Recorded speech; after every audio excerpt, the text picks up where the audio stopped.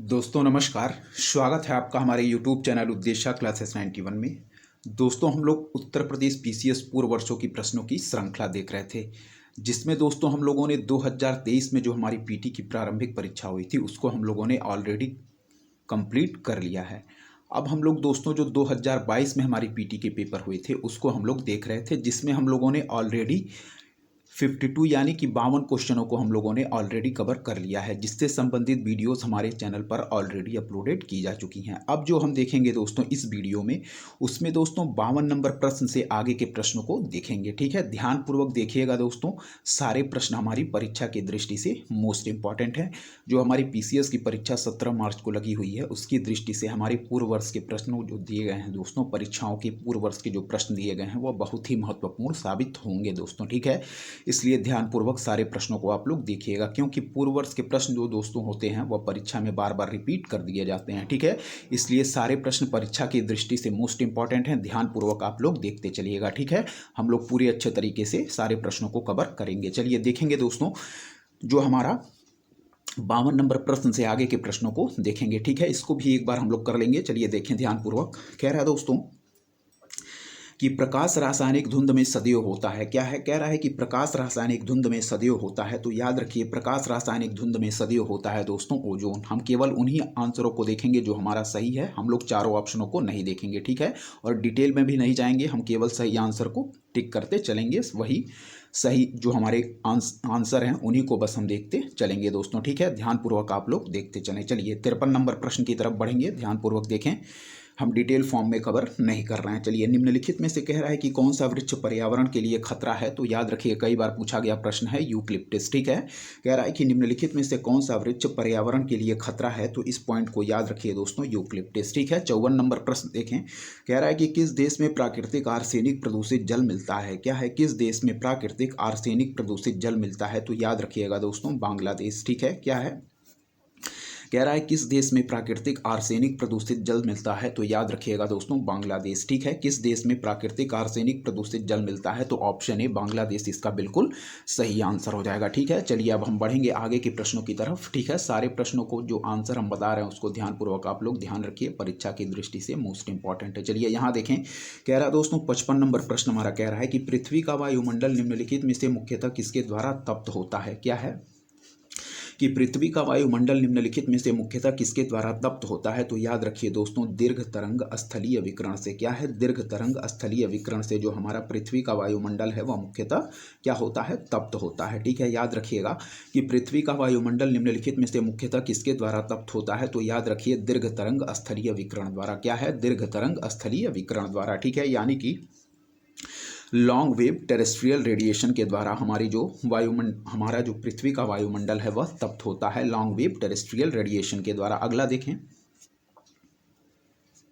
कह रहा है भारत में सौर ऊर्जा द्वारा संचालित पहला हवाई अड्डा है। क्या है? भारत में सौर ऊर्जा द्वारा संचालित पहला हवाई अड्डा है तो वह है दोस्तों हमारा केरल का कोचीन हवाई अड्डा। ठीक है, भारत में सौर ऊर्जा द्वारा संचालित पहला हवाई अड्डा है तो याद रखिए दोस्तों, हमारा कोचीन हवाई अड्डा जो है वह भारत में प्रथम ऐसा हवाई अड्डा है जो सौर ऊर्जा द्वारा संचालित है। ठीक है, चलिए अगला देखें दोस्तों, क्या है? 57 नंबर प्रश्न देखें।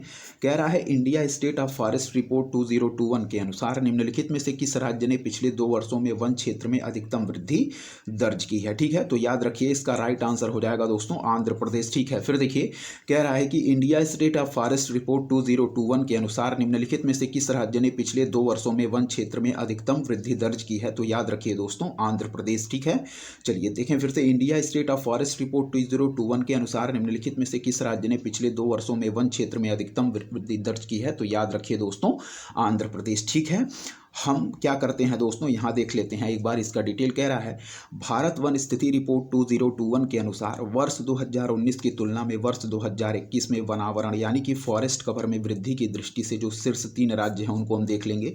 आंध्र प्रदेश है पहला दोस्तों हमारा 647 वर्ग किलोमीटर, फिर दोस्तों है हमारा तेलंगाना 632 वर्ग किलोमीटर, फिर है दोस्तों हमारा उड़ीसा 537 वर्ग किलोमीटर। इस पॉइंट को आप लोग याद रखिएगा, आंध्र प्रदेश 647, तेलंगाना 632, उड़ीसा 537। 37। आगे के पॉइंट को देखें।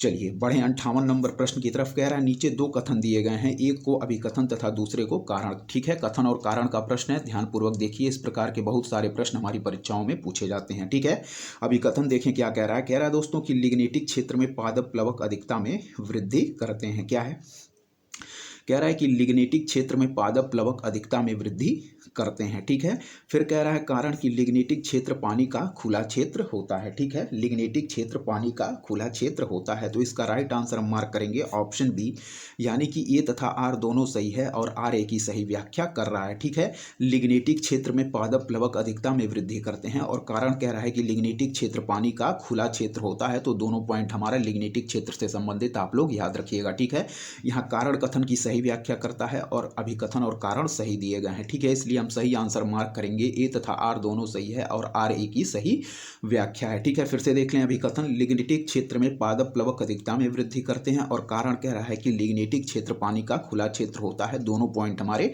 सही दिए गए हैं। ठीक है दोस्तों, चलिए अब हम बढ़ेंगे आगे की प्रश्नों की तरफ। ध्यानपूर्वक देखते रहें दोस्तों, सारे प्रश्न हमारी आगामी परीक्षा की दृष्टि से मोस्ट इंपॉर्टेंट साबित होंगे।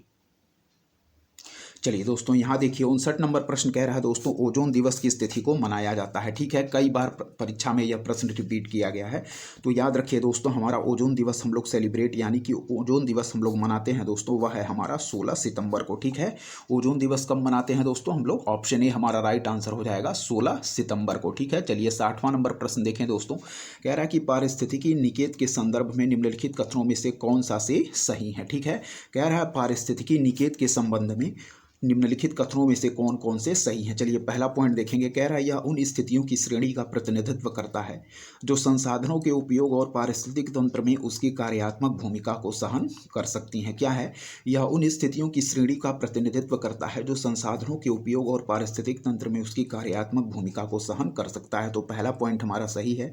कह रहा है प्रत्येक प्रजाति का एक अलग स्थान होता है। क्या है, प्रत्येक प्रजाति का एक अलग स्थान होता है, तो दोनों पॉइंट हमारे सही दिए गए हैं, हम आंसर ऑप्शन मार्क करेंगे। ठीक है, फिर देखें कि पारिस्थितिक निकेत के संदर्भ में यहाँ कुछ कथन दिए गए हैं। पहला पॉइंट कि यह उन स्थितियों की श्रेणी का प्रतिनिधित्व करता है जो संसाधनों के उपयोग और पारिस्थितिक तंत्र में उसकी कार्यात्मक भूमिका को सहन कर सकती है। ठीक है, फिर दूसरा कि प्रत्येक प्रजाति का एक अलग स्थान होता है, तो दोनों पॉइंट हमारे पारिस्थितिक निकेत के संदर्भ में सही दिए गए हैं। आप लोग दोनों पॉइंट याद रखिएगा, ऑप्शन ए हम मार्क करेंगे, 1 एवं 2 हमारे दोनों सही हैं। चलिए 61 नंबर प्रश्न की तरफ बढ़ेंगे। कह रहा है दोस्तों जैव आरक्षित क्षेत्र और राज्य दिए गए हैं, हम लोग सुमेल करेंगे। चलिए ठीक है, बात करें यदि मानस की, हम सभी जानते हैं मानस कहाँ है दोस्तों, तो मानस को हम लोग सुमेल करेंगे दोस्तों असम से। ठीक है, मानस को सुमेल करेंगे असम से। सुंदरबन को दोस्तों हम लोग सुमेल करेंगे, वह है हमारा पश्चिम बंगाल से।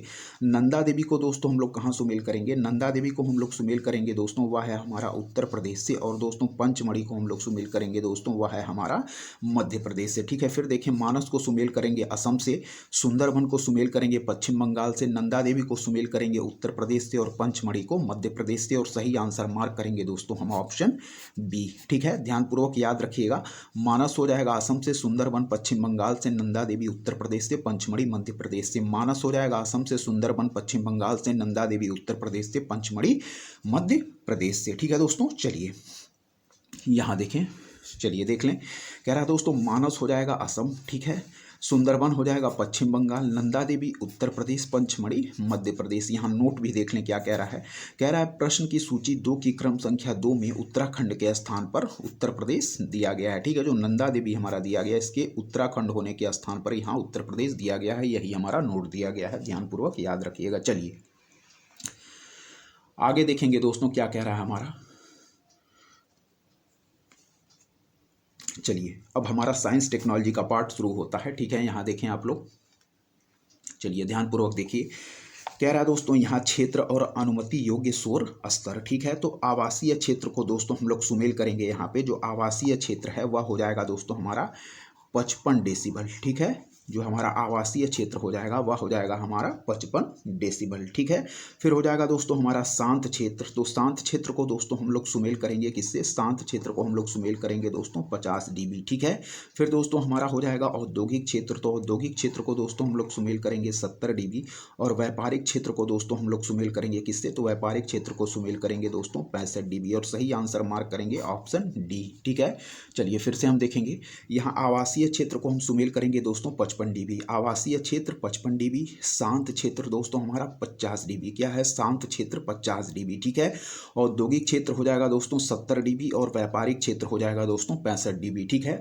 आवासीय क्षेत्र हो जाएगा दोस्तों 55 dB, शांत क्षेत्र हो जाएगा दोस्तों 50 dB, औद्योगिक क्षेत्र 70 dB और व्यापारिक क्षेत्र हमारा 65 dB, इसको याद रखिएगा, ठीक है। आवासीय क्षेत्र 55 dB, शांत क्षेत्र 50 dB, औद्योगिक क्षेत्र 70 dB और व्यापारिक क्षेत्र 65 dB, और सही आंसर ऑप्शन डी हम मार्क करेंगे। चलिए ठीक है दोस्तों, चलिए 61 नंबर प्रश्न को देखें क्या कह रहा है हमारा। कह रहा है दोस्तों ऊष्मागतिकीय यानी कि थर्मोडायनेमिकली रूप से कार्बन का सबसे स्थिर रूप कौन सा है। कह रहा है कि ऊष्मागतिकीय रूप से कार्बन का सबसे स्थिर रूप कौन सा है, तो याद रखिए दोस्तों हम सही आंसर मार्क करेंगे ग्रेफाइट, ठीक है।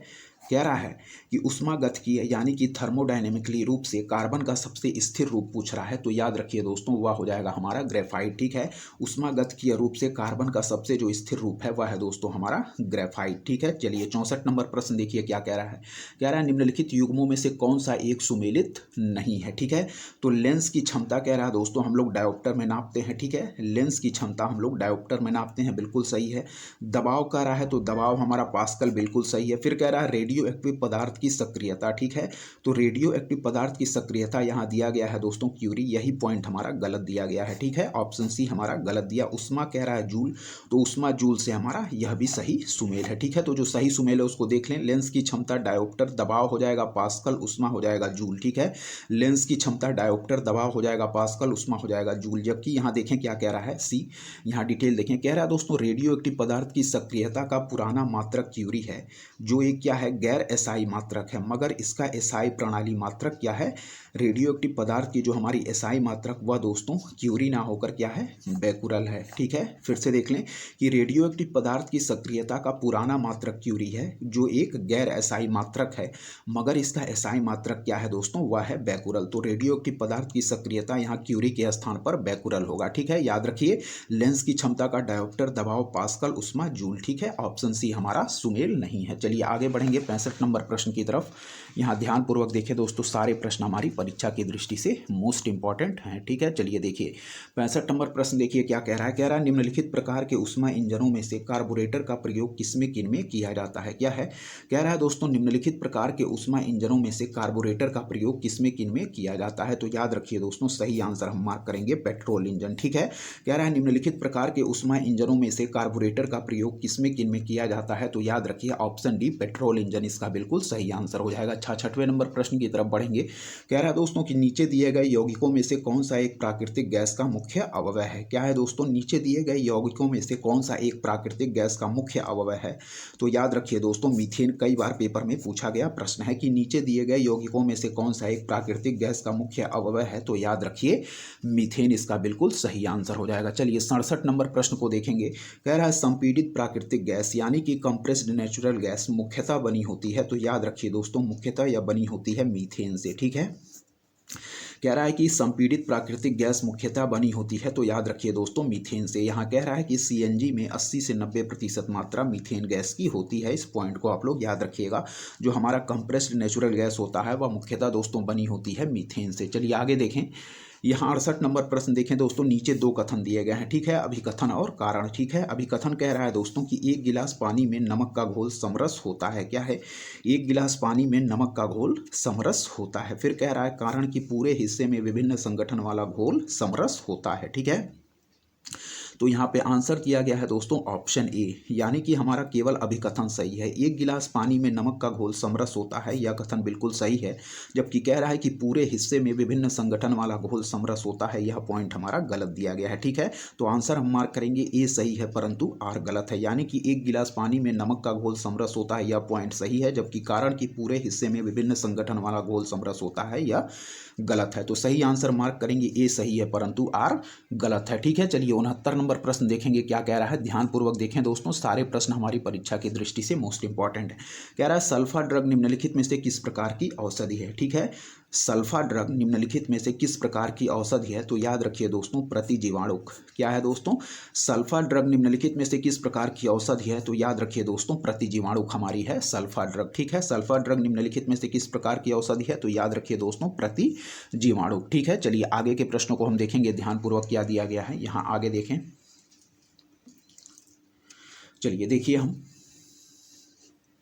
70 नंबर प्रश्न देखें। दोस्तों कह रहा है कि निम्नलिखित में से कौन सा पदार्थ जैव निम्नीकरणीय है। क्या है, बायोडिग्रेडेबल पूछ रहा है।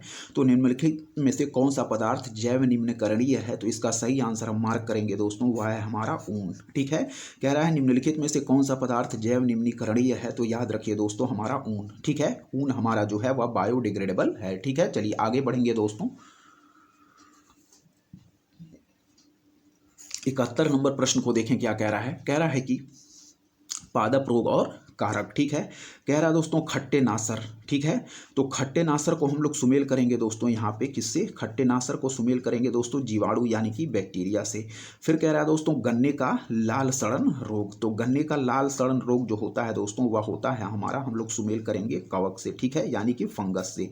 फिर दोस्तों कह रहा है कि आलू का कृष्णकांत रोग। ठीक है, तो आलू का कृष्णकांत रोग दोस्तों हम लोग सुमेल करेंगे इसको ऑक्सीजन की कमी से। ठीक है दोस्तों, फिर कह रहा है गेहूं का साहू रोग। ठीक है, तो गेहूं का साहू रोग हम लोग सुमेल करेंगे दोस्तों कीट से। ठीक है, चलिए फिर से देखेंगे। खट्टे नासर हम लोग सुमेल करेंगे दोस्तों जीवाणु से। ठीक है, खट्टे नासर सुमेल करेंगे जीवाणु से। गन्ने का लाल सड़न रोग होता है कवक यानी कि फंगस से।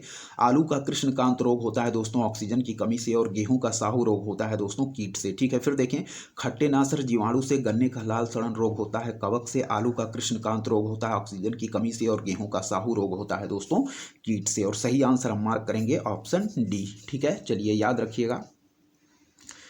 चलिए यहाँ देखें, खट्टे नासर रोग यानी कि सिट्रस क्रैकर रोग होता है दोस्तों, याद रखिए जीवाणु से। ठीक है, सिट्रस क्रैकर रोग जीवाणु से। गन्ने का लाल सड़न रोग यानी कि red rot disease of sugar cane, याद रखिए कवक से। और आलू का कृष्णकांत रोग होता है ऑक्सीजन की कमी से। और गेहूं का साहू रोग होता है कीट से। ठीक है, चलिए आगे देखें। कह रहा है दोस्तों कि निम्नलिखित में से कौन सा स्तनधारी अंडे देता है। क्या है, कह रहा है निम्नलिखित में से कौन सा स्तनधारी अंडे देता है, तो याद रखिए दोस्तों एकिडीना। ठीक है, एकिडीना। ठीक है, एकिडीना जो होता है दोस्तों यह एक स्तनधारी है और यह क्या देता है दोस्तों, अंडे देता है। ठीक है, जो हमारा एकिडीना है वह क्या देता है, अंडे। यहाँ देखें क्या दिया गया है, एकिडीना तथा प्लेटिपस ऐसे स्तनधारी हैं जो अंडे देते हैं। तो दो स्तनधारी आप याद रखिएगा, एकिडीना तथा प्लेटिपस ऐसे स्तनधारी हैं जो क्या दोस्तों हमारे एक्स यानी कि अंडे देते हैं। ठीक है, एकिडीना और प्लेटिपस। ठीक है दोस्तों, चलिए अब हम बढ़ेंगे 73 नंबर प्रश्न की तरफ। सारे प्रश्नों को ध्यानपूर्वक देखते चलिए, परीक्षा की दृष्टि से मोस्ट इंपॉर्टेंट साबित होंगे।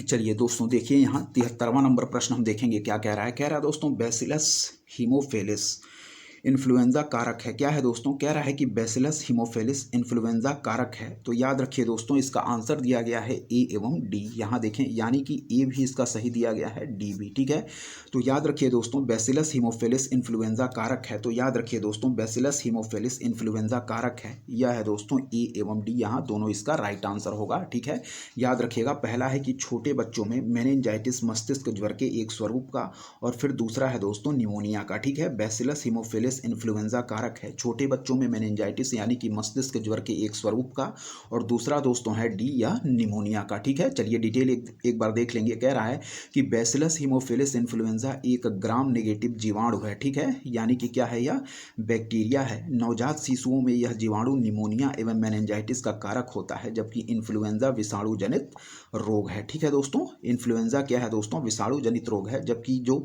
हमारा नवजात शिशुओं में यह जीवाणु निमोनिया एवं मेनिंजाइटिस का कारण होता है। तो बैसिलस हीमोफिलस इन्फ्लुएंजा कारक किसका है, तो छोटे बच्चों में मेनिंजाइटिस यानी कि मस्तिष्क ज्वर के एक स्वरूप का, और निमोनिया का। ठीक है, याद रखिएगा हमारा बैसिलस हीमोफिलस इन्फ्लुएंजा के बारे में। ठीक है, चलिए देखें आगे क्या कह रहा है। 74वां नंबर प्रश्न देखें, कह रहा है सौर ऊर्जा को विद्युत ऊर्जा में किसके द्वारा परिवर्तित किया जाता है। क्या है, सौर ऊर्जा को विद्युत ऊर्जा में किसके द्वारा परिवर्तित किया जाता है, तो फोटोवोल्टाइक कोशिकाओं के द्वारा। ठीक है दोस्तों, याद रखिएगा इसका सही आंसर ऑप्शन बी होगा कि सौर ऊर्जा को विद्युत ऊर्जा में किसके द्वारा परिवर्तित किया जाता है, तो याद रखिए फोटोवोल्टाइक कोशिकाओं के द्वारा। ठीक है,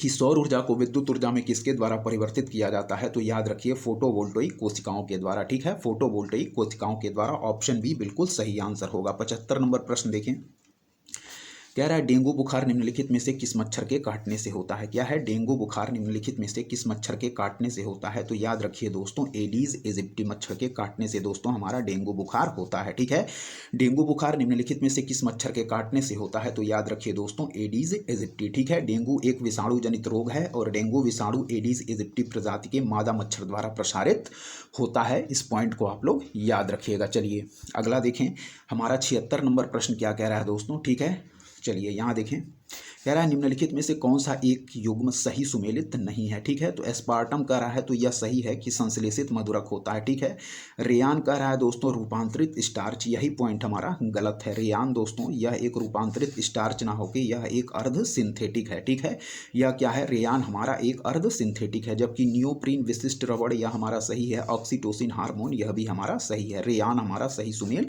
नहीं है, यह एक रूपांतरित स्टार्च ना होकर यह एक अर्ध सिंथेटिक है दोस्तों। ठीक है, क्या है, यह एक अर्ध सिंथेटिक है। ठीक है, याद रखिएगा, स्पार्टम हो जाएगा दोस्तों संश्लेषित मधुरक, नियोप्रीन हो जाएगा विशिष्ट रबड़, ऑक्सीटोसिन हो जाएगा दोस्तों हार्मोन, रेयान हमारा रूपांतरित स्टार्च ना होकर एक अर्ध सिंथेटिक है। ठीक है, याद रखिएगा, स्पार्टम संश्लेषित मधुरक, नियोप्रीन विशिष्ट रबड़, ऑक्सीटोसिन हार्मोन और रेयान रूपांतरित स्टार्च ना होकर अर्ध सिंथेटिक हो जाएगा। यही हमारा ऑप्शन सही सुमेल नहीं है। चलिए आगे बढ़ेंगे दोस्तों, हम यहाँ देखें क्या कह रहा है हमारा दोस्तों, ध्यानपूर्वक देखिए। चलिए अब हम बढ़ेंगे दोस्तों 77 नंबर प्रश्न की तरफ। ध्यानपूर्वक देखिए क्या कह रहा है। चलिए देखिए, कह रहा है दोस्तों निम्नलिखित राजनीतिक दलों पर विचार कीजिए और उन्हें उनकी स्थापना के कालक्रमानुसार व्यवस्थित कीजिए। ठीक है, तो इसका हम देखिए यहाँ पे देखेंगे, कह रहा है तेलुगु देशम पार्टी। ठीक है, तो तेलुगु देशम पार्टी की गठन हुआ था दोस्तों 1982 में। ठीक है, तेलुगु देशम पार्टी का गठन हुआ था दोस्तों कब, 1982 में। फिर कह रहा है दोस्तों बहुजन समाज पार्टी, तो बहुजन समाज पार्टी की हमारा जो गठन हुआ था वह दोस्तों हुआ था 1984 में। ठीक है, फिर दोस्तों कह रहा है हमारा कि समाजवादी पार्टी, तो समाजवादी पार्टी बनाई गई थी दोस्तों हमारी 1992 में। ठीक है, फिर कह रहा है कि दोस्तों ऑल इंडिया तृणमूल कांग्रेस, तो ऑल इंडिया तृणमूल कांग्रेस बनाई गई थी दोस्तों कब, यह बनाई गई थी दोस्तों 1998 में। ठीक है, तो चलिए अब हम रखेंगे दोस्तों यहाँ पे, सबसे पहले दोस्तों हम करेंगे किसको, वह है दोस्तों हमारा तेलुगु देशम पार्टी। ठीक है, तो तेलुगु देशम पार्टी सबसे पहले हो जाएगा दोस्तों हमारा थर्ड। ठीक है, तेलुगु देशम पार्टी हो जाएगा। उसके बाद हो जाएगा दोस्तों हमारा बहुजन समाज पार्टी 1984। ठीक है, 3 के बाद 1 हो जाएगा। ठीक है, 3 के बाद यहाँ 1 हो जाएगा। फिर दोस्तों हो जाएगा हमारा समाजवादी पार्टी यानी कि 1992 में, फिर सेकेंड हो जाएगा। फिर हो जाएगा ऑल इंडिया तृणमूल कांग्रेस, सही आंसर ऑप्शन सी हम मार्क करेंगे। ठीक है, सबसे पहले हो जाएगा दोस्तों हमारा कौन सा, तेलुगु देशम पार्टी जो कि बनाई गई थी 1982 में। क्या है, तेलुगु देशम पार्टी 1982 में, फिर बहुजन समाज पार्टी 1984 में, फिर समाजवादी पार्टी 1992 में, फिर ऑल इंडिया तृणमूल कांग्रेस 1998 में। यानी कि 3, 1, 2 और 4 हमारा सही सीरीज होगा। तेलुगु देशम पार्टी 1982 में, बहुजन समाज पार्टी 1984 में, समाजवादी पार्टी 1992 में और ऑल इंडिया तृणमूल कांग्रेस 1998 में। ठीक है, यहाँ देख लें, तेलुगु देशम पार्टी 1982 में, बहुजन समाज पार्टी दोस्तों 1984 में, समाजवादी पार्टी 1992 में और ऑल इंडिया तृणमूल कांग्रेस यह हो जाएगा दोस्तों 1998 में। ठीक है, तेलुगु देशम पार्टी 1982, फिर बहुजन समाज पार्टी 1984, समाजवादी पार्टी 1992 और ऑल इंडिया तृणमूल कांग्रेस 1998। सही सीरीज 3, 1, 2, 4 होगा। ठीक है, चलिए बढ़ेंगे आगे दोस्तों, ध्यानपूर्वक देखते रहें। कह रहा है दोस्तों भारत के नियंत्रक महालेखा परीक्षक की ऑडिट रिपोर्ट का परीक्षण करती है। क्या है, भारत के नियंत्रक महालेखा परीक्षक की ऑडिट रिपोर्ट का परीक्षण करती है। तो याद रखिए दोस्तों हमारी लोक लेखा समिति यानी कि पब्लिक अकाउंट कमेटी। ठीक है, याद रखिए दोस्तों, कह रहा है कि भारत के नियंत्रक महालेखा परीक्षक की ऑडिट रिपोर्ट का परीक्षण करती है। तो याद रखिए दोस्तों हमारा लोक लेखा समिति यानी कि पब्लिक अकाउंट कमेटी। ठीक है, जिसमें दोस्तों कुल कितने सदस्य होते हैं, यहाँ देखें कुल 22 सदस्य होते हैं, जिसमें 15 सदस्य लोकसभा से और 7 सदस्य क्या होते हैं, राज्यसभा से होते हैं। ठीक है, कुल 22 सदस्य होते हैं इस समिति में दोस्तों, 15 लोकसभा से, 7 राज्यसभा से। ठीक है, लोक लेखा समिति हमारी भारत के नियंत्रक महालेखा परीक्षक की ऑडिट रिपोर्ट की परीक्षण करती है। ठीक है, इस बात को याद रखिएगा। चलिए आगे बढ़ेंगे दोस्तों, देखेंगे क्या कह रहा है हमारा अगला प्रश्न। कह रहा है यहाँ कथन और कारण के प्रश्न है, ध्यानपूर्वक देखें। कह रहा है कथन हमारा कि 73वां संविधान संशोधन भारत के स्थानीय शासन के इतिहास में एक आधार स्तंभ के रूप में माना जाता है, ठीक है। फिर कह रहा है कि 73वें संविधान संशोधन ने पंचायतों को अति अपेक्षित संवैधानिक दर्जा प्रदान किया, ठीक है। तो इसका सही आंसर हम मार्क करेंगे दोस्तों ऑप्शन बी, यानी कि ए तथा आर दोनों सही है और आर ए की सही व्याख्या कर रहा है। और फिर से हम देखेंगे, अभी कथन देखें, 73वां संविधान संशोधन भारत के स्थानीय शासन के इतिहास में एक आधार स्तंभ के रूप में माना जाता है, यह पॉइंट हमारा सही है। फिर है कारण कि 73वें संविधान संशोधन ने पंचायतों को अति अपेक्षित संवैधानिक दर्जा प्रदान किया, यह भी पॉइंट हमारा सही है, यानी कि कारण कथन की सही व्याख्या करता है और अभी कथन और कारण दोनों सही दिए गए हैं, ठीक है। ऑप्शन बी हम सही आंसर मार्क करेंगे। चलिए बढ़ेंगे 80 नंबर प्रश्न की तरफ दोस्तों। यहाँ देखें क्या कह रहा है, चलिए देखें, यहाँ अनुसूची दिए गए हैं और उनसे संबंधित विषय दिए गए हैं, ठीक है। तृतीय अनुसूची को दोस्तों हम सुमेल करेंगे, ठीक है। तो तृतीय अनुसूची को हम सुमेल करेंगे शपथ या प्रतिज्ञान के रूप में, ठीक है। तृतीय अनुसूची को हम लोग सुमेल करेंगे दोस्तों शपथ या प्रतिज्ञान के प्रारूप के रूप में, ठीक है। चतुर्थ अनुसूची को हम क्या करेंगे दोस्तों, तो चतुर्थ अनुसूची को हम सुमेल करेंगे राज्य विधान परिषदों में स्थानों का आवंटन। सातवीं अनुसूची दोस्तों हम लोग सुमेल करेंगे क्या, संसद और राज्य विधानमंडलों द्वारा बनाई जाने वाली विधियों की विषय सूची, ठीक है।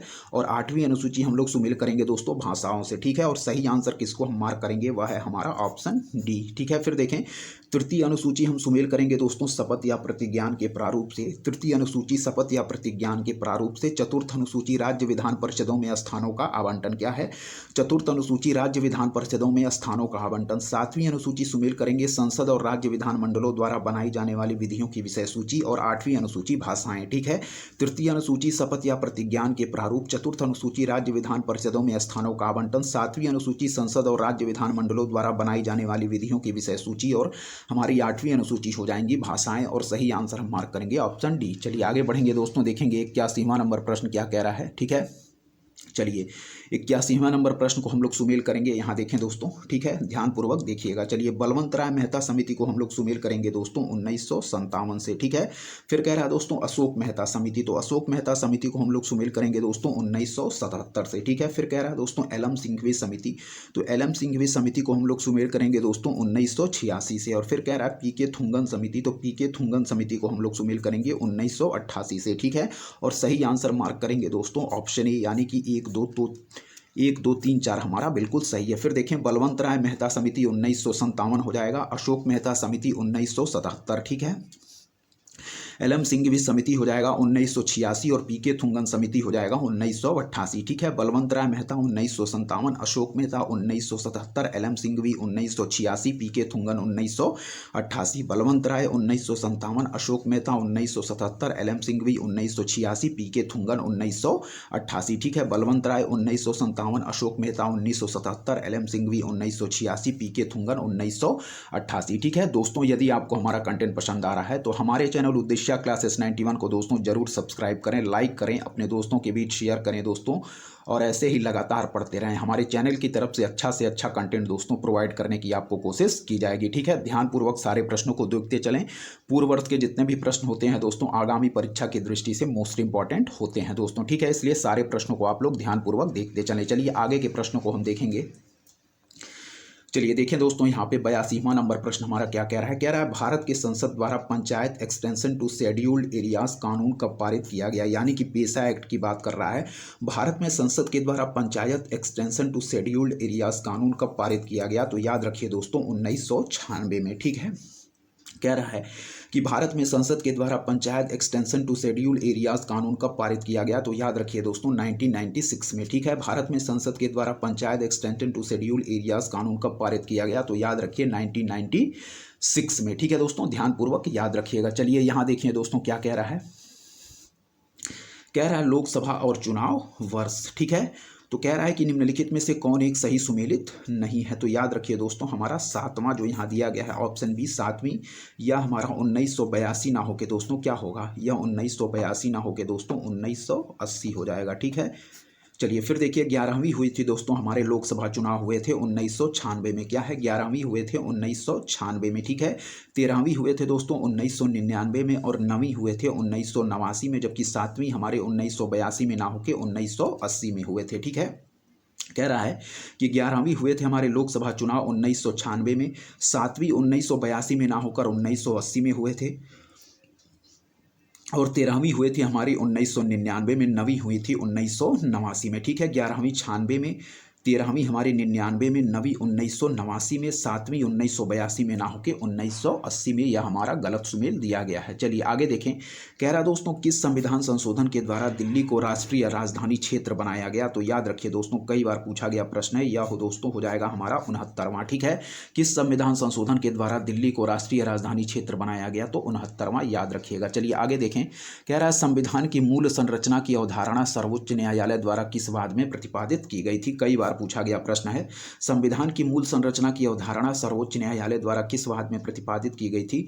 तो इसका राइट आंसर क्या हो जाएगा दोस्तों? इसका राइट आंसर मार्क करेंगे केशवानंद भारती बनाम केरल राज्य 1973, ठीक है। ध्यानपूर्वक देखिए दोस्तों, सारे प्रश्न जो हमारे हैं वह परीक्षा की दृष्टि से मोस्ट इंपॉर्टेंट है, ठीक है। संविधान की मूल संरचना की अवधारणा सर्वोच्च न्यायालय द्वारा किस वाद में प्रतिपादित की गई थी? तो वह हो जाएगा केशवानंद भारती बनाम केरल राज्य 1973 में, ठीक है। इस पॉइंट को आप लोग याद रखिएगा, ठीक है। मूल संरचना हमारा की अवधारणा सर्वोच्च न्यायालय द्वारा केशवानंद भारती बनाम केरल राज्य 1973 में दिया गया था, ठीक है। ऑप्शन सी इसका बिल्कुल राइट आंसर हो जाएगा। चलिए देखिए दोस्तों, 86वें नंबर प्रश्न को यहाँ पे क्या कह रहा है? कह रहा है निम्नलिखित में से कौन सा एक मौलिक कर्तव्य नहीं है? क्या है? निम्नलिखित में से कौन सा एक मौलिक कर्तव्य नहीं है? तो याद रखिए, राष्ट्रीय महत्व के स्मारकों और स्थानों की रक्षा करना। क्या है? राष्ट्रीय महत्व के स्मारकों और स्थानों की रक्षा करना हमारा यह मौलिक कर्तव्य नहीं है दोस्तों, ठीक है। जबकि प्राकृतिक वातावरण की रक्षा एवं संवर्धन करना, राष्ट्रगान का सम्मान करना और सार्वजनिक संपत्ति की सुरक्षा करना दोस्तों, यह हमारा क्या है? यह हमारा मौलिक कर्तव्य है। जबकि राष्ट्रीय महत्व के स्मारकों और स्थानों की रक्षा करना यह दोस्तों हमारा क्या है? यह नीति निदेशक तत्वों में शामिल किया गया है, ना कि दोस्तों मौलिक कर्तव्य में, ठीक है। याद रखिएगा, प्राकृतिक वातावरण की रक्षा एवं संवर्धन करना, राष्ट्रगान का सम्मान करना, सार्वजनिक संपत्ति की सुरक्षा करना, यह सभी हमारे यानी कि फंडामेंटल राइट्स हैं। जबकि हमारा राष्ट्रीय महत्व के स्मारकों और स्थानों की रक्षा करना यह हमारा डीपीएसपी है, ठीक है। यह हमारा मौलिक कर्तव्य नहीं है, याद रखिएगा इस पॉइंट को, ठीक है। चलिए 87वां नंबर प्रश्न देखेंगे। कह रहा है कि निम्नलिखित में से किसने भारत के राष्ट्रपति का पद ग्रहण करने के पूर्व उपराष्ट्रपति के पद पर कार्य नहीं किया था? तो याद रखिए दोस्तों, इसका राइट आंसर हो जाएगा नीलम संजीवा रेड्डी। क्या है?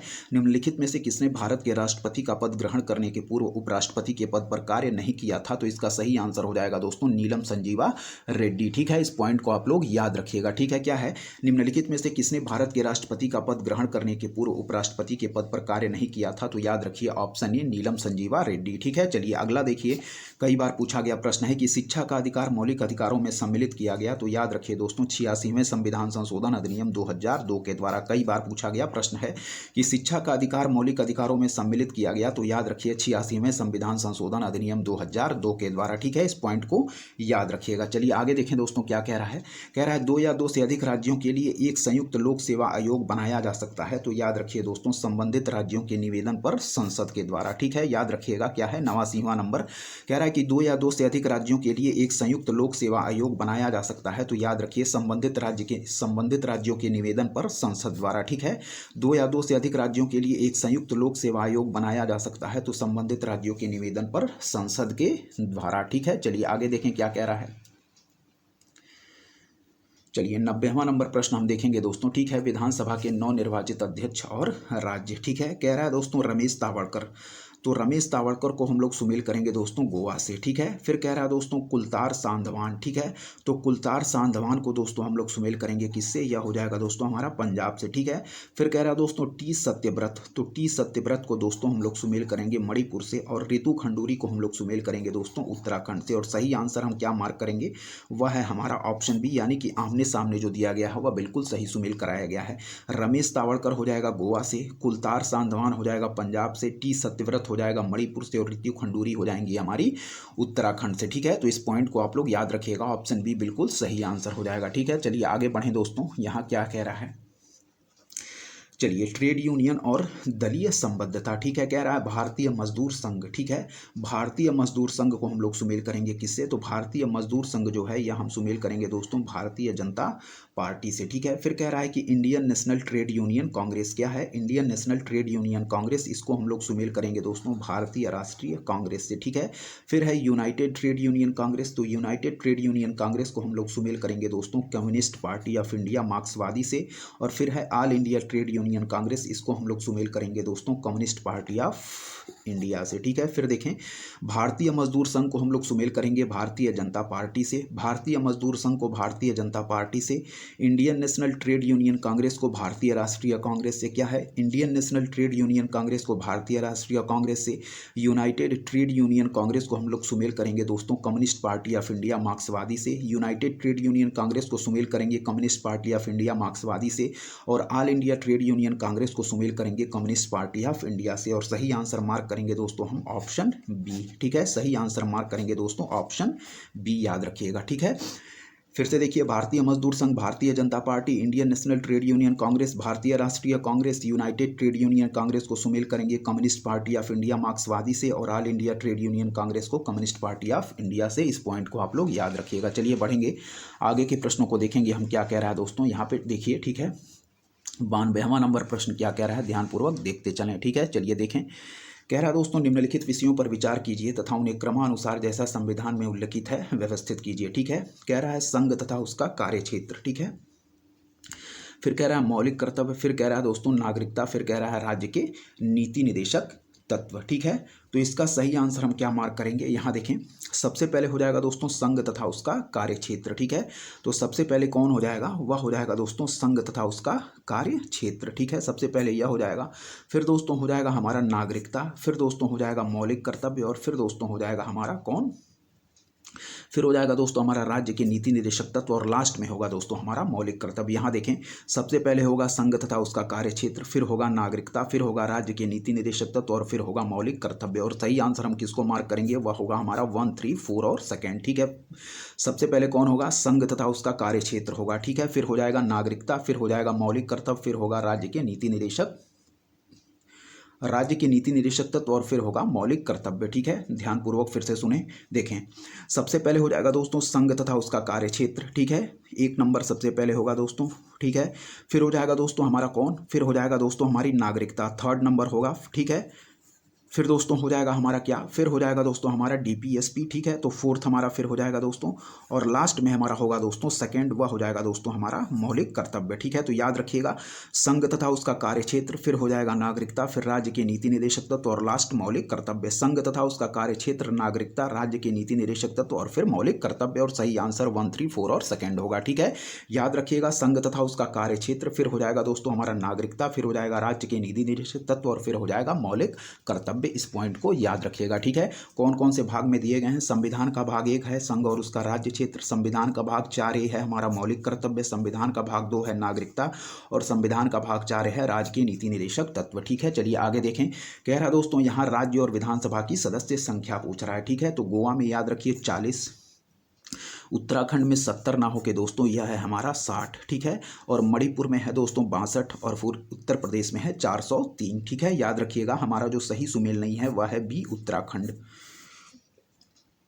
देखिए गोवा में है दोस्तों 40, उत्तराखंड में 70 ना हो के 60 हैं, मणिपुर में दोस्तों 62 हैं, उत्तर प्रदेश में 403 है, ठीक है। गोवा में 40, मणिपुर में 62, उत्तर प्रदेश में 403, उत्तराखंड में 70 ना हो के 60 होंगे। इस चीज़ को आप लोग याद रखिएगा। चलिए इकोनॉमिक्स की तरफ बढ़ेंगे, ठीक है। यहाँ देखें कह रहा दोस्तों भारतीय अर्थव्यवस्था, ठीक है। कह रहा दोस्तों यहाँ पे एक्सचेंजर वैश्विक स्तर पर 2022 में सर्वाधिक मूल्यवान आईटी ब्रांड है। क्या है, एक्सचेंजर दोस्तों हमारा वैश्विक स्तर पर 2022 में सर्वाधिक मूल्यवान ब्रांड है। फिर कह रहा है दोस्तों टीसीएस वैश्विक आईटी सेवा ब्रांडों में 2022 में नंबर 2 पायदान पर है, ठीक है। तो यह 2022 के डाटा हैं, ठीक है। एक्सचेंजर वैश्विक स्तर पर 2022 में सर्वाधिक मूल्यवान आईटी ब्रांड थी, और फिर टीसीएस वैश्विक आईटी सेवा ब्रांडों में 2022 में नंबर 2 पायदान पर है, ठीक है। यह 2022 का डाटा है, और दोनों पॉइंट हमारे सही दिए गए हैं। चलिए आगे के पॉइंट की तरफ हम बढ़ेंगे, ध्यानपूर्वक आप लोग देखते रहें। सही आंसर इसका हम मार्क करेंगे दोस्तों, 1 तथा 2 दोनों सही हैं। ठीक है, 95 नंबर प्रश्न देखें क्या कह रहा है। संयुक्त राष्ट्र विकास कार्यक्रम की निर्धनता की निम्नलिखित किन श्रेणियों की पहचान की है। क्या है, संयुक्त राष्ट्र विकास कार्यक्रम ने निर्धनता की निम्नलिखित किन श्रेणियों की पहचान की है। तो इसका सही आंसर हो जाएगा दोस्तों ए तथा 2 दोनों हो जाएगा। ठीक है, ए तथा बी दोनों, यानी कि आय निर्धनता भी और मानव निर्धनता भी। ठीक है, सही आंसर हम मार्क करेंगे ए तथा बी दोनों। ठीक है, संयुक्त राष्ट्र विकास कार्यक्रम ने निर्धनता की निम्नलिखित किस श्रेणी या किन श्रेणियों की पहचान की है। तो याद रखिए दोस्तों ए तथा बी दोनों, यानी कि आय निर्धनता भी और मानव निर्धनता भी। इसका बिल्कुल सही आंसर हो जाएगा कि संयुक्त राष्ट्र विकास कार्यक्रम ने निर्धनता की निम्नलिखित किन श्रेणियों की पहचान की है। तो आय निर्धनता भी और मानव निर्धनता भी, ए तथा बी दोनों हमारा बिल्कुल राइट आंसर हो जाएगा। ठीक है, याद रखिएगा। चलिए, और सही आंसर क्या होगा इसका, ए तथा बी दोनों सही आंसर हम सी मार्क करेंगे। चलिए आगे देखें। चलिए देखिए यहाँ क्या कह रहा है दोस्तों, कह रहा है कि एम एस स्वामीनाथन। तो एम एस स्वामीनाथन को हम किससे सुमेल करेंगे, हम सभी लोग जानते हैं दोस्तों, और हाल ही में इनका निधन भी हो गया है दोस्तों। ठीक है, याद रखिएगा, हाल ही में इनका एम एस स्वामीनाथन का निधन भी हो गया है और इनको हमारी भारत सरकार ने भारत रत्न से भी सम्मानित करने की घोषणा की है हाल ही में। ठीक है, याद रखिएगा एम एस स्वामीनाथन को। तो एम एस स्वामीनाथन को हम सभी जानते हैं, इनको हम सुमेल करेंगे दोस्तों। हमारे भारत में हरित क्रांति के जनक के रूप में इनको जाना जाता है, तो हरित क्रांति से हम सुमेल करेंगे। ठीक है, एल के झा को हम लोग सुमेल करेंगे दोस्तों, किससे, वह है दोस्तों हमारे आर्थिक प्रशासन सुधार से। ठीक है, एल के झा आर्थिक प्रशासन सुधार से। वर्गीज कुरियन हम सभी लोग जानते हैं दोस्तों, वर्गीज कुरियन को हम लोग सुमेल करेंगे दोस्तों दुग्ध उत्पादन से। और मोरारजी देसाई का हम लोग सुमेल करेंगे बैंकों पर सामाजिक नियंत्रण से। ठीक है, फिर देखिए, और सही आंसर किसको मार्क करेंगे, ऑप्शन डी को। ठीक है, एम एस स्वामीनाथन हो जाएंगे दोस्तों हमारे हरित क्रांति से। ठीक है, एल के झा हो जाएंगे आर्थिक प्रशासन सुधार से, वर्गीज कुरियन हो जाएंगे दुग्ध उत्पादन से, मोरारजी देसाई हो जाएंगे बैंकों पर सामाजिक नियंत्रण से। ठीक है, एम एस स्वामीनाथन हो जाएंगे हरित क्रांति से, एल के झा आर्थिक प्रशासन सुधार से, वर्गीज कुरियन दुग्ध उत्पादन से, मोरारजी देसाई बैंकों पर सामाजिक नियंत्रण से। एम एस स्वामीनाथन हरित क्रांति, एल के झा आर्थिक प्रशासन सुधार, वर्गीज कुरियन दुग्ध उत्पादन और मोरारजी देसाई बैंकों पर सामाजिक नियंत्रण। सही आंसर ऑप्शन डी हम मार्क करेंगे। चलिए देखिए दोस्तों, कह रहा है कि निम्नलिखित देशों को मानव विकास सूचकांक 2022 के आधार पर अवरोही क्रम में व्यवस्थित कीजिए। ठीक है, कह रहा है दोस्तों कि निम्नलिखित देशों को मानव विकास सूचकांक 2022 के आधार पर, ठीक है, अवरोही क्रम में व्यवस्थित कीजिए। पहले यहाँ इसका डिटेल देखिए क्या कह रहा है। कह रहा है कि आयोग द्वारा प्रश्न में मानव विकास सूचकांक 2022 के संदर्भ में प्रश्नगत देशों का अवरोही क्रम पूछा गया है, जबकि मानव विकास सूचकांक 2022 प्रश्नकाल के दौरान क्या हुआ था, जारी ही नहीं हुआ था। ठीक है, मानव विकास सूचकांक 21-22 का संयुक्त रिपोर्ट जारी किया गया था। ठीक है दोस्तों, तो इस पॉइंट को भी आप लोग याद रखिएगा। ठीक है, और इसका सही आंसर हम मार्क करेंगे दोस्तों 3, 4, 1 और 2। ठीक है, तो यानी कि सबसे पहले हो जाएगा दोस्तों हमारा हांगकांग। ठीक है, सबसे पहले हो जाएगा दोस्तों हमारा हांगकांग, फिर हो जाएगा दोस्तों ऑस्ट्रेलिया, और फिर हो जाएगा दोस्तों जापान, और फिर हो जाएगा दोस्तों हमारा रूस। ठीक है, निम्नलिखित देशों को मानव विकास सूचकांक 2022 के आधार पर अवरोही क्रम में व्यवस्थित कीजिए। तो सबसे पहले हो जाएगा दोस्तों हमारा हांगकांग। ठीक है, याद रखिए, फिर हो जाएगा दोस्तों हमारा ऑस्ट्रेलिया, फिर हो जाएगा दोस्तों जापान, और फिर हो जाएगा रूस। सही आंसर ऑप्शन डी मार्क करेंगे। ठीक है, यहाँ पे इसका हम लोगों ने डिटेल भी आप लोग एक बार देख लीजिएगा। चलिए देखें 98वें नंबर प्रश्न की तरफ क्या है। कह रहा है दोस्तों टी माल्थस ने दी माल्थीसियन थ्योरी नामक प्रसिद्ध सिद्धांत को प्रतिपादित किया, जो संबंधित है दोस्तों हमारे जनसंख्या से, यानी कि पॉपुलेशन से। ठीक है, टी माल्थस ने दी माल्थूसियन थ्योरी नामक प्रसिद्ध सिद्धांत को प्रतिपादित किया, जो संबंधित है दोस्तों हमारे जनसंख्या से। ठीक है, चलिए 99 नंबर प्रश्न देखें। कह रहा है जनसांख्यिकी या लाभांश है। क्या है दोस्तों, कह रहा है जनसांख्यिकी या लाभांश है। तो याद रखिए 15 से 59 वर्ष की कार्यशील जनसंख्या। क्या है, जनसांख्यिकी या लाभांश है। तो याद रखिए 15 से 59 वर्ष की कार्यशील जनसंख्या। ठीक है, यह हमारा क्या है, जनसांख्यिकी या लाभांश है हमारा 15 से 59 वर्ष की कार्यशील जनसंख्या। इसका सही आंसर ऑप्शन बी होगा। चलिए अगला देखें। कह रहा है वर्ष 2022 के प्रारंभ में कौन सा देश इस्पात उत्पादन में विश्व में सबसे ऊपर रहा। ठीक है, कह रहा है वर्ष 2022 के प्रारंभ में कौन सा देश इस्पात उत्पादन में विश्व में सबसे ऊपर रहा। तो चीन। लेकिन हम दोस्तों नवीनतम डाटा को देखेंगे। ठीक है, यह डाटे हमेशा चेंज होते रहते हैं। ठीक है, आप लोग नवीनतम डाटा एक बार अपडेटेड देख के जाइएगा पेपर में। ठीक है, यहाँ एक बार देख लेंगे। 2022 में वर्ल्ड स्टील एसोसिएशन द्वारा जारी आंकड़ों के अनुसार वैश्विक स्तर पर चीन कच्चे इस्पात के उत्पादन में शीर्ष पर है। दूसरे पे है दोस्तों भारत, तीसरे पे है दोस्तों जापान, जबकि यूएसए का चौथा तथा रूस का 5वां स्थान है। इस पॉइंट को आप लोग याद रखिएगा। ठीक है, चलिए आगे देखेंगे। कह रहा दोस्तों राष्ट्रीय ग्रामीण स्वास्थ्य मिशन। तो राष्ट्रीय ग्रामीण जो स्वास्थ्य मिशन है, इसको हम लोग सुमेल करेंगे 2005 से। ठीक है, फिर कह रहा है राष्ट्रीय सामाजिक सहायता कार्यक्रम, तो राष्ट्रीय सामाजिक सहायता कार्यक्रम को हम लोग सुमेल करेंगे दोस्तों 1995 से। फिर स्वर्ण जयंती ग्राम स्वरोजगार योजना को, इसको हम लोग सुमेल करेंगे दोस्तों 1999 से, ठीक है। फिर संपूर्ण ग्रामीण रोजगार योजना, इसको हम लोग सुमेल करेंगे दोस्तों 2001 से। और सही आंसर किसको मार्क करेंगे, वह है हमारा ऑप्शन ए, बिल्कुल सही है, ठीक है। फिर देखिए राष्ट्रीय ग्रामीण स्वास्थ्य मिशन 2005, राष्ट्रीय ग्रामीण स्वास्थ्य मिशन 2005, राष्ट्रीय सामाजिक सहायता कार्यक्रम 1995, राष्ट्रीय सामाजिक सहायता कार्यक्रम 1995, ठीक है। स्वर्ण जयंती ग्राम स्वरोजगार योजना 1999, स्वर्ण जयंती ग्राम स्वरोजगार योजना 1999, संपूर्ण ग्रामीण रोजगार योजना 2001। फिर देखिए राष्ट्रीय ग्रामीण स्वास्थ्य मिशन 2005, राष्ट्रीय सामाजिक सहायता कार्यक्रम 1995, स्वर्ण जयंती ग्राम स्वरोजगार योजना 1999 और संपूर्ण ग्रामीण रोजगार योजना 2001। एक बार और देखें, राष्ट्रीय ग्रामीण स्वास्थ्य मिशन 2005, राष्ट्रीय सामाजिक सहायता कार्यक्रम 1995, स्वर्ण जयंती ग्राम स्वरोजगार योजना 1999 और संपूर्ण ग्रामीण रोजगार योजना 2001। इस पॉइंट को आप लोग याद रखिएगा, योजनाएं बार बार परीक्षा में पूछी जाती हैं, ठीक है। भले ही दोस्तों यह पुरानी योजनाएं हैं लेकिन परीक्षा की दृष्टि से महत्वपूर्ण है। चलिए अगला देखें, कह रहा है जल जीवन मिशन योजना किस वित्तीय वर्ष के केंद्रीय बजट में घोषित की गई थी, ठीक है। आगामी परीक्षा के लिए भी इंपॉर्टेंट है। जल जीवन मिशन योजना किस वित्तीय वर्ष के केंद्रीय बजट में घोषित की गई थी, तो याद रखिए 2019-20 के बजट में, ठीक है। जल जीवन मिशन योजना किस वित्तीय वर्ष के केंद्रीय बजट में घोषित की गई थी, तो याद रखिए 2019-20 की बजट में हमारी जल जीवन मिशन योजना को घोषित किया गया था 2019-20 में। आगे देखिए क्या है, कई बार पूछा गया प्रश्न है, कह रहा है किस उत्पाद को इको मार्क दिया जाता है, ठीक है। कह रहा है किस उत्पाद को इको मार्क दिया जाता है, तो जो पर्यावरण से क्या है मित्रवत हो, ठीक है। किस उत्पाद को इको मार्क दिया जाता है, तो याद रखिए दोस्तों जो पर्यावरण से मित्रवत हो, ठीक है। किस उत्पाद को इको मार्क दिया जाता है, तो याद रखिए जो पर्यावरण से मित्रवत हो। चलिए आगे देखेंगे,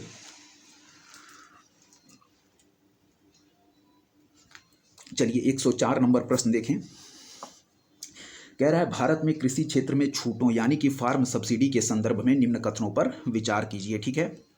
पहला है, इसमें हम केवल सही कथन देखेंगे, तो सही हमारा है दोस्तों 1 और फिर है दोस्तों 4, ठीक है। सही कथन पढ़ेंगे, भारत में इनपुट सब्सिडी जैसे उर्वरकों पर दी जाने वाली अप्रत्यक्ष फार्म सब्सिडी के अंतर्गत आती है। क्या है, भारत में इनपुट सब्सिडी जैसे उर्वरकों पर दी जाने वाली अप्रत्यक्ष फार्म सब्सिडी के अंतर्गत आती है। इस पॉइंट को याद रखिएगा, सही है। फिर कह रहा है कि भारत में सरकारों द्वारा दी जाने वाली सभी सब्सिडियां अप्रत्यक्ष श्रेणी में आती हैं। क्या है, भारत में सरकारों द्वारा दी जाने वाली सभी सब्सिडियां अप्रत्यक्ष श्रेणी में आती हैं, ठीक है। तो सही कथन हमारे हैं केवल 1 तथा 4, ठीक है। फिर देखें, भारत में इनपुट सब्सिडी जैसे उर्वरकों पर दी जाने वाली अप्रत्यक्ष फार्म सब्सिडी के अंतर्गत आती हैं, यह पॉइंट हमारा सही है। फिर कह रहा है कि भारत में सरकारों द्वारा दी जाने वाली सभी सब्सिडियां अप्रत्यक्ष श्रेणी में आती हैं, ठीक है। 1 तथा 4 हमारे सही हैं। एक बार जल्दी से हम लोग गलत भी देख लेंगे। कह रहा है कि किसानों को बिजली एवं सिंचाई पर दी जाने वाली कटौतियां प्रत्यक्ष फार्म सब्सिडी के अंतर्गत आती हैं, यह हमारा गलत है। फिर कह रहा है कि विश्व व्यापार संगठन के कृषि संबंधी प्रावधान प्रत्यक्ष फार्म सब्सिडी की अनुमति देते हैं परंतु अप्रत्यक्ष सब्सिडी पर रोक लगाते हैं, यह भी पॉइंट हमारा गलत है, ठीक है। आप लोग ध्यानपूर्वक याद रखिएगा। चलिए आगे देखें, कह रहा दोस्तों यहाँ पे एलबीएस एक वित्तीय समावेशन के लिए भारत सरकार द्वारा उठाए गए आर्थिक उपायों में से एक है, ठीक है। इस परिप्रेक्ष्य में एलबीएस क्या है, तो एलबीएस याद रखिए दोस्तों यह है लीड बैंकिंग स्कीम, ठीक है। लीड बैंकिंग स्कीम यानी कि अग्रणी बैंकिंग योजना, ठीक है। यहाँ पे एलबीएस है, ठीक है। एलबीएस क्या है, एलबीएस, ठीक है। एलबीएस क्या है, लीड बैंकिंग स्कीम, याद रखिएगा, ठीक है। कह रहा है एलबीएस एक वित्तीय समावेशन के लिए भारत सरकार द्वारा उठाए गए आर्थिक उपायों में से एक है। इस परिप्रेक्ष्य में एलबीएस क्या है, तो याद रखिए लीड बैंकिंग स्कीम यानी कि अग्रणी बैंकिंग योजना, ठीक है। लीड बैंकिंग स्कीम यानी कि अग्रणी बैंकिंग योजना, ऑप्शन ए हमारा बिल्कुल सही आंसर होगा, ठीक है। चलिए मेक इन इंडिया के संदर्भ में यहाँ देखिए 106वां नंबर प्रश्न क्या कह रहा है, ठीक है। ध्यानपूर्वक देखते चलिए, सारे हमारे दोस्तों प्रश्न जो है वह परीक्षा की दृष्टि से मोस्ट इंपॉर्टेंट साबित होंगे, ठीक है। चलिए ठीक है, इसको आप लोग याद रखिएगा। यहाँ पे एलबीएस क्या था, तो यह था दोस्तों हमारा लीड बैंकिंग सर्विस यानी कि अग्रणी बैंकिंग योजना। अगला देखिए हमारा 106वां नंबर प्रश्न कह रहा है दोस्तों मेक इन इंडिया कार्यक्रम के संदर्भ में निम्नलिखित कथनों में से कौन सा से सही है, याद रखिएगा। तो सबसे पहले दोस्तों दिया है कि मेक इन इंडिया प्रोग्राम वर्ष 2014 में प्रारंभ किया गया था, ठीक है। तो बिल्कुल सही है दोस्तों, हमारा मेक इन इंडिया प्रोग्राम वर्ष 2014 में प्रारंभ किया गया था, ठीक है। कह रहा है इसका उद्देश्य भारत में कंपनियों को विनिर्माण हेतु प्रोत्साहन देना तथा निवेश को सुगम बनाना है, ठीक है। तो यह भी पॉइंट हमारा सही है, हम सही आंसर मार्क करेंगे 1 तथा 2 दोनों। ठीक है, मेक इन इंडिया कार्यक्रम के संदर्भ में निम्नलिखित कथनों में से कौन सा से सही है? तो याद रखिए, मेक इन इंडिया प्रोग्राम वर्ष 2014 में प्रारंभ किया गया और इसका उद्देश्य भारत में कंपनियों को विनिर्माण यानी कि मैन्युफैक्चर हेतु प्रोत्साहन देना तथा निवेश को सुगम बनाना है। ठीक है, तो सही आंसर ऑप्शन ही 1 तथा 2 दोनों हो जाएगा। चलिए बढ़ेंगे आगे के प्रश्नों की तरफ, देखेंगे क्या दिया गया है। ठीक है, अब चलिए हमारा जनसंख्या एवं नगरीकरण से स्टार्ट होते हैं प्रश्न। ठीक है, चलिए यहाँ देखें, कह रहा है भारत में किस धार्मिक समूह का सर्वाधिक भाग नगरीय है? क्या है? कह रहा है भारत में किस धार्मिक समूह का सर्वाधिक भाग नगरीय है? तो याद रखिए दोस्तों, ऑप्शन बी जैन। ठीक है, क्या है? भारत में किस धार्मिक समूह का सर्वाधिक भाग नगरीय है? तो याद रखिए दोस्तों, हमारा जैन। ठीक है, भारत में जैन धार्मिक समूह का सर्वाधिक भाग क्या है? नगरीय है और इनकी जनसंख्या कुल जनसंख्या का 0.4% है। ठीक है, याद रखिएगा। चलिए आगे देखें, उत्तर प्रदेश विशेष, ठीक है, बजट है, छोड़िए इसको, पुराना बजट है, नया बजट हम अपडेटेड परीक्षा में देख के जाएंगे। चलिए आगे देखें, कह रहा है दोस्तों यहाँ पे 109वां नंबर प्रश्न, कह रहा है उत्तर प्रदेश में एक जिला एक उत्पाद यानी कि ओडीओपी के बारे में कह रहा है, योजना के आधार पर निम्नलिखित युग्मों में से कौन सा एक सही सुमेलित नहीं है? चलिए ध्यानपूर्वक देखिए, ओडीओपी से संबंधित एक प्रश्न जरूर परीक्षा में पूछ लिया जाता है। अमेठी दोस्तों हो जाएगा हमारा, यहाँ कह रहा है अमेठी दोस्तों मूंज के उत्पाद, बिल्कुल सही सुमेल है। फिर कह रहा है दोस्तों गौतम बुद्ध नगर, यह रेडीमेड कपड़े, बिल्कुल सही सुमेल है। आगरा हमारा चर्म उत्पाद, यह भी सही सुमेल है। लेकिन दोस्तों यहाँ दिया गया है बागपत लकड़ी के खिलौने, यह हमारा सही सुमेल नहीं है। ठीक है, यहाँ देखें 24 जनवरी 2018 को उत्तर प्रदेश दिवस के अवसर पर उत्तर प्रदेश सरकार द्वारा एक जिला एक उत्पाद योजना का शुभारंभ किया गया और बागपत जिले का चिन्हित उत्पाद घरेलू सजावटी सामान है, ना कि लकड़ी के खिलौने। ठीक है, याद रखिएगा। अमेठी क्या है? मूंज के उत्पाद, गौतम बुद्ध नगर रेडीमेड कपड़े, आगरा हो जाएगा चर्म उत्पाद। अमेठी मूंज के उत्पाद, ठीक है, गौतम बुद्ध नगर रेडीमेड कपड़े, आगरा हो जाएगा चर्म उत्पाद, बागपत हमारा लकड़ी के खिलौने ना होकर घरेलू सजावटी सामान से सुमेलित होगा। ठीक है, फिर देखें, अमेठी हो जाएगा मूंज के उत्पाद, गौतम बुद्ध नगर रेडीमेड कपड़े, आगरा दोस्तों हो जाएगा हमारा चर्म उत्पाद, बागपत हमारा लकड़ी के खिलौने ना होकर घरेलू सजावटी सामान से सुमेलित होगा। ठीक है, अमेठी मूंज के उत्पाद, गौतम बुद्ध नगर रेडीमेड कपड़े और आगरा हो जाएगा दोस्तों हमारा चर्म उत्पाद, बागपत लकड़ी के खिलौने से ना होकर घरेलू सजावटी सामान से सुमेलित होगा। तो हमारा जो सही सुमेल नहीं है वह है हमारा बागपत जिला का लकड़ी के खिलौने। चलिए दोस्तों देखिए, यहाँ 110 नंबर प्रश्न क्या कह रहा है? कह रहा है उत्तर प्रदेश के निम्नलिखित नगरों पर विचार कीजिए तथा जनसंख्या के आधार पर उन्हें क्या अवरोही क्रम में व्यवस्थित कीजिए। ठीक है, तो अवरोही क्रम हो जाएगा इनका दोस्तों, सबसे पहले हमारा कौन होगा?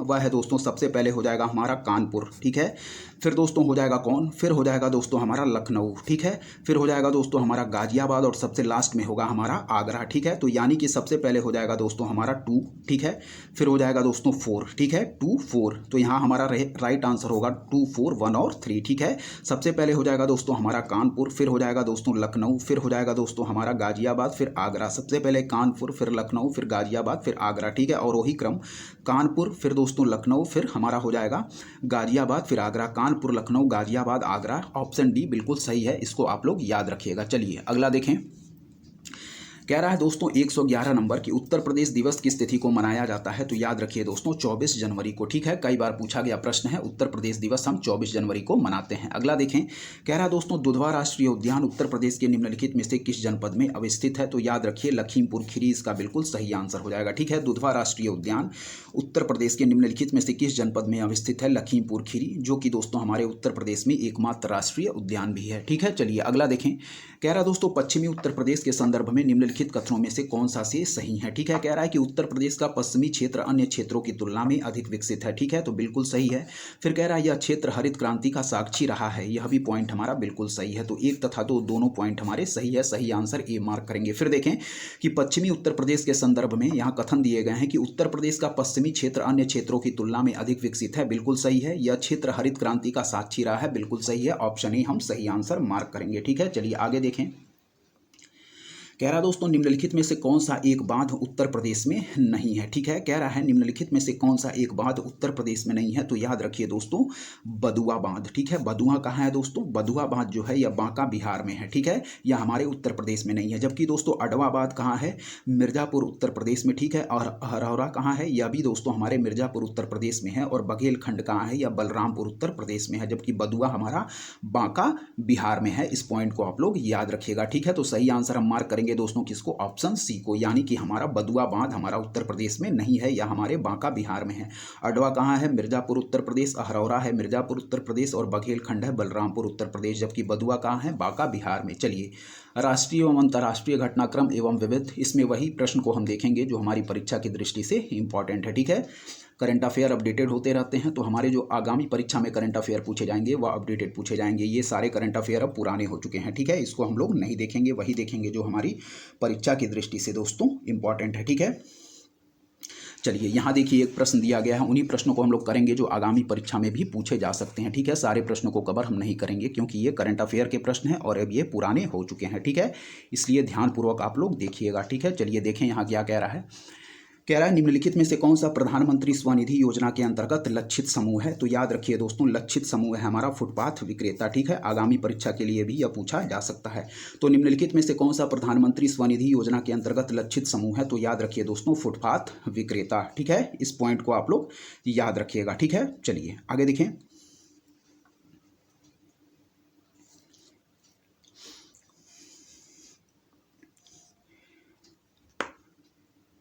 चलिए दोस्तों, इस प्रश्न को भी हम कवर कर लेते हैं। वही प्रश्न देखेंगे जो दोस्तों आगामी परीक्षा के लिए भी इंपॉर्टेंट है। यहाँ कह रहा है कोविड-19 के लिए दिया जाने वाला सिनोवैक क्या है। ठीक है, कोविड-19 के लिए दिया जाने वाला सिनोवैक जो है दोस्तों वह एक संपूर्ण वायरस का क्या है दोस्तों, टीका है। ठीक है, इस पॉइंट को भी याद रखिएगा। ठीक है, कह रहा है कि कोविड-19 के लिए दिया जाने वाला सिनोवैक क्या है। तो यह याद रखिए संपूर्ण वायरस का दोस्तों एक टीका है। यह हमारी आगामी परीक्षा के लिए भी इंपॉर्टेंट है। ठीक है, चलिए यहाँ देखें, यह भी पूछा जा सकता है, आगामी परीक्षा के लिए इंपॉर्टेंट है कि निम्नलिखित में से किस ऑपरेशन के अंतर्गत भारत सरकार द्वारा भारत के मेडिकल छात्रों को यूक्रेन से भारत लाया गया। ठीक है, तो याद रखिए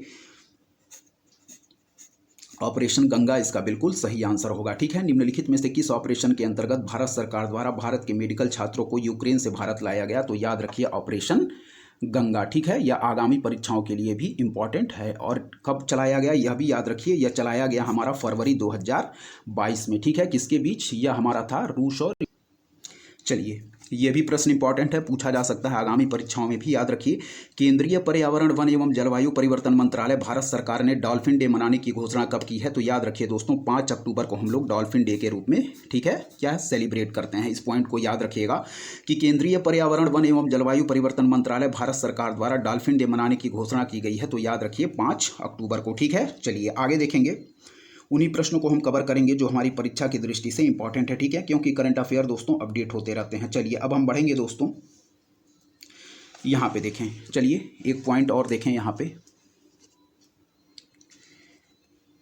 चलिए देखें, लता मंगेशकर से संबंधित कुछ यहाँ कथन पूछा जा रहा है। ठीक है, इसको देख लें, आगामी परीक्षा में भी पूछा जा सकता है।